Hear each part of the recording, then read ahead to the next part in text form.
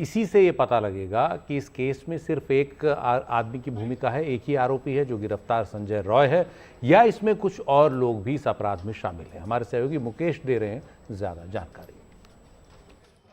Medical छात्रा के साथ रेप और हत्या के मामले में सबसे अहम होने वाली है डीएनए रिपोर्ट। दरअसल सीबीआई ने मौकाए वारदात पर जाकर जो नमूने लिए हैं, जिसमें मृतक लड़की के बाल हैं, नाखून हैं या उसके स्किन के नमूने हैं, इसके साथ ही जो आरोपी संजय रॉय है उसके भी ब्लड सैंपल लिए गए हैं। इसके साथ में लड़की के प्राइवेट पार्ट में जो स्वयं मिला है उसके नमूने भी डीएनए जांच के लिए भेजे गए हैं।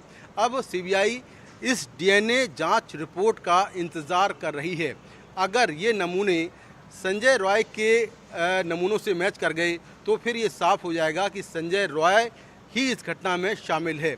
अगर इसमें कुछ और डीएनए सैंपल पाए गए तो फिर ये मालूम चलेगा कि इसमें एक के अलावा कुछ और आरोपी हैं। और अगर संजय रॉय के जो ब्लड सैंपल है उसका जो डीएनए है अगर वो मैच नहीं हुआ तो फिर पूरी कहानी पलट जाएगी। तो सीबीआई की जांच में डीएनए की रिपोर्ट, डीएनए की सैंपलिंग सबसे महत्वपूर्ण होने वाली है, क्योंकि ये साइंटिफिक टेस्ट है और कोर्ट में भी इस टेस्ट को स्वीकार किया जाता है। डीएनए टेस्ट की रिपोर्ट आने के बाद मामले में जो है वो जांच को नई दिशा मिल जाएगी, मामला पुख्ता हो जाएगा। तो सीबीआई ने सभी जो डीएनए के सैंपल हैं, जो ब्लड के सैंपल हैं, वो दिल्ली में CFSL लैब में भेजे हैं और वहाँ पर जो डीएनए की सैंपलिंग है वो होनी है।